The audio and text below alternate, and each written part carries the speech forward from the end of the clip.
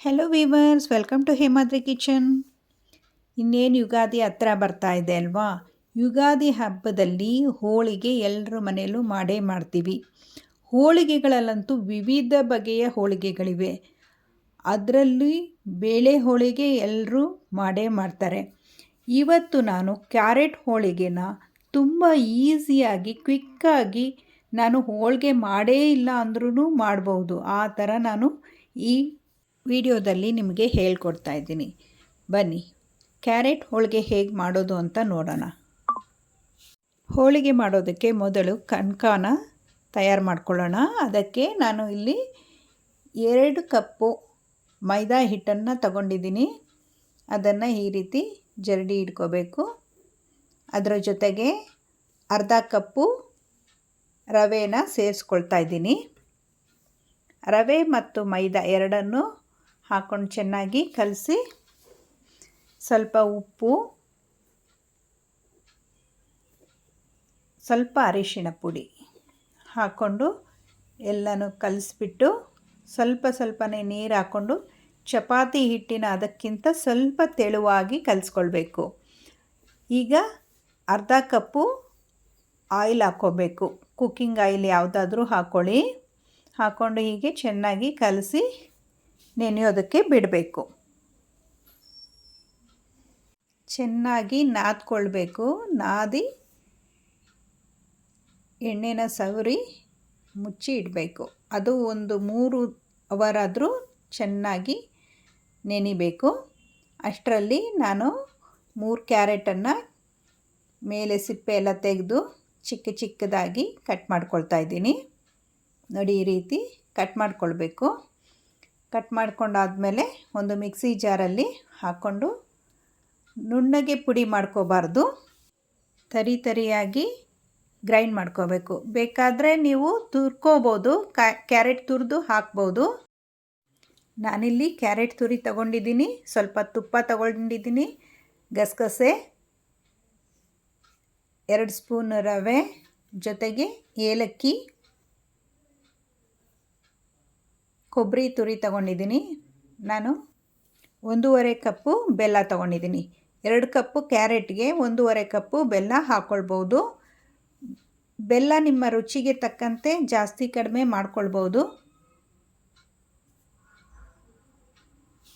ಕ್ಯಾರೆಟಲ್ಲಿ vitamin A ತುಂಬ ಇರುತ್ತೆ.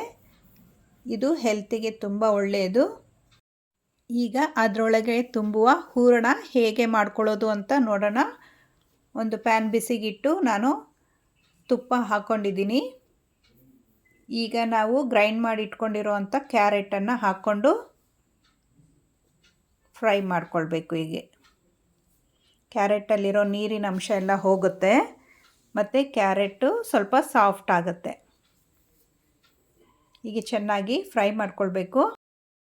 ಇದನ್ನು ಲೋ ಫ್ಲೇಮಲ್ಲೇ ನಿಧಾನವಾಗಿ ಫ್ರೈ ಮಾಡ್ಕೊಳ್ಬೇಕು, ಸೀಸ್ಕೋಬಾರ್ದು. ಕ್ಯಾರೆಟ್ ಹೋಳಿಗೆ ಬೇಳೆ ಹೋಳಿಗೆ ಅಷ್ಟೇ ರುಚಿಯಾಗಿ ತುಂಬ ಟೇಸ್ಟಿಯಾಗಿ ಇರುತ್ತೆ. ಕ್ಯಾರೆಟ್ ಎಲ್ಲ ಚೆನ್ನಾಗಿ ಫ್ರೈ ಆದಮೇಲೆ ಈಗ ನಾನು 2 ಸ್ಪೂನು ರವೆನ ಸೇರಿಸ್ಕೊಳ್ತಾ ಇದ್ದೀನಿ. ರವೆ ಹಾಕ್ಕೊಂಡು ಅದನ್ನು ಫ್ರೈ ಮಾಡ್ಕೊಳ್ಬೇಕಾಗತ್ತೆ. ಕೊಬ್ಬರಿ ತುರಿ ಕೂಡ ಸೇರಿಸ್ಕೊಂಡೆ. ಎರಡನ್ನು ಸ್ವಲ್ಪ ಹೊತ್ತು ಹೀಗೆ ಫ್ರೈ ಮಾಡ್ಕೊಳ್ಬೇಕು.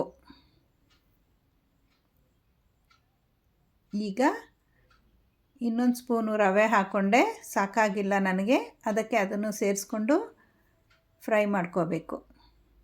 ನೋಡಿ, ಈ ರೀತಿ ಬರಬೇಕು, ಪುಡಿಯಾಗಿ ಇರಬೇಕು. ಈಗ ಬೆಲ್ಲ ಸೇರಿಸ್ಕೊಳ್ತಾ ಇದ್ದೀನಿ.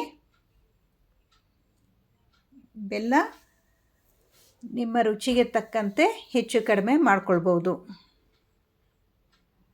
2 ಕಪ್ ಕ್ಯಾರೆಟ್ಗೆ 1.5 ಅಥವಾ 1/4 ಕಪ್ಪು ಹಾಕ್ಕೊಂಡ್ರೆ ಸಾಕಾಗತ್ತೆ. ಹಾಕ್ಕೊಂಡು ಚೆನ್ನಾಗಿ ಹೀಗೆ ಕಲಿಸ್ಕೊಳ್ಬೇಕು. ಕ್ಯಾರೆಟ್ ಎಲ್ಲ ಪ್ಯಾನ್ ಬಿಟ್ಟು ಬರ್ತಾ ಇರುತ್ತೆ. ನೋಡಿ, ಹೀಗೆ ರೆಡಿ ಆಗುತ್ತೆ. ಇದು ಆರಿದ ಮೇಲೆ ಈ ರೀತಿ ಉಂಡೆ ಮಾಡಿ ಇಟ್ಕೊಳ್ಬೇಕು. ನಿಮಗೆ ಯಾವ ಸೈಜ್ ಬೇಕೋ ಆ ಥರ ಉಂಡೆ ಕಟ್ಟಿಟ್ಕೋಬೋದು. ಚಿಕ್ಕದು ಬೇಕಾದರೆ ಸ್ವಲ್ಪ ಚಿಕ್ಕ ಸೈಜಲ್ಲಿ ಮಾಡ್ಕೋಬೋದು, ದೊಡ್ಡದು ಬೇಕಾದರೆ ದಪ್ಪ ಸೈಜಲ್ಲಿ ಮಾಡ್ಕೊಳ್ಬೋದು. ಈಗ ಒಂದು ಪ್ಲಾಸ್ಟಿಕ್ ಕವರ್ಗೆ ನಾನು ಎಣ್ಣೆ ಸವರ್ಕೊಳ್ತಾ ಇದ್ದೀನಿ. ಹೀಗೆ ಚೆನ್ನಾಗಿ ಎಣ್ಣೆ ಸವರ್ಕೊಂಡು ಕಣಕ ತಗೊಂಡು ಪೂರಿ ಗಾತ್ರದಲ್ಲಿ ಲಟ್ಟಿಸ್ಕೊಂಡು ಅದಕ್ಕೆ ಹೂರಣ ತುಂಬಿಸಿ ನಿಧಾನವಾಗಿ ಹೋಳಿಗೆನ ತಟ್ಕೋಬೇಕು. ಇದು ಸ್ಮೂತಾಗಿರೋದ್ರಿಂದ ಈಸಿಯಾಗಿ ನಾವು ತಟ್ಕೋಬೋದು. ಎಕ್ಸ್ಟ್ರಾ ಇರೋ ಹಿಟ್ಟನ್ನು ತೆಗಿಬೇಕು. ಹೀಗೆ ಕೈಗೆ ಚೆನ್ನಾಗಿ ಎಣ್ಣೆ ಸವರ್ಕೊಂಡು ಹೀಗೆ ಮೃದುವಾಗಿ ಒತ್ತಬೇಕು. ಹೀಗೆ ಒತ್ತಿದ್ರೆ ಹೋಳಿಗೆ ರೆಡಿ ಆಗುತ್ತೆ. ನೋಡಿ, ಸ್ಮೂತಾಗಿರೋದ್ರಿಂದ ಚೆನ್ನಾಗಿ ಒತ್ತಿ ಮಾಡ್ಬೋದು. ತವಾ ಬಿಸಿಗಿಟ್ಟು ಅದಕ್ಕೆ ಸ್ವಲ್ಪ ಎಣ್ಣೆ ಸವರ್ಕೊಂಡಿದ್ದೀನಿ. ಈಗ ಹೋಳಿಗೆನ ಅದರ ಮೇಲೆ ಹಾಕಿ ಎರಡೂ ಕಡೆ ಬೇಯಿಸ್ಕೊಳ್ಬೇಕಾಗತ್ತೆ. ಇದು ತುಂಬ ಈಸಿಯಾಗಿ ಮಾಡ್ಕೊಳ್ಬೋದು. ನೀವು ಒಂದು ಸರಿ ಮಾಡ್ಕೊಳ್ಳಿ. ಲೋ ಫ್ಲೇಮಲ್ಲಿ ಎರಡೂ ಕಡೆ ಬೇಯಿಸ್ಕೊಳ್ಬೇಕು. ಈಗ ಮೇಲೆ ಸ್ವಲ್ಪ ತುಪ್ಪ ಸವರ್ಕೊಳ್ತಾ ಇದ್ದೀನಿ. ಅಷ್ಟೇ ಅಲ್ಲ, ರುಚಿನೂ ಅದ್ಭುತವಾಗಿರುತ್ತೆ. ಮತ್ತು ಕ್ಯಾರೆಟ್ ತುಂಬ ಹೆಲ್ತ್ಗೆ ಒಳ್ಳೆಯದು. ವಿಟಮಿನ್ ಎ ತುಂಬ ರಿಚ್ ಆಗಿರುತ್ತೆ. ಕಣ್ಣಿನ ಆರೋಗ್ಯಕ್ಕಂತೂ ಕ್ಯಾರೆಟ್ ತುಂಬ ಒಳ್ಳೆಯದು. ವಿಡಿಯೋ ಇಷ್ಟ ಆಗಿದ್ದರೆ ಲೈಕ್ ಮಾಡಿ, ಶೇರ್ ಮಾಡಿ, ಕಮೆಂಟ್ ಮಾಡಿ ಮತ್ತು ಸಬ್ಸ್ಕ್ರೈಬ್ ಮಾಡ್ಕೊಳ್ಳೋದು ಮಾತ್ರ ಮರಿಬೇಡಿ.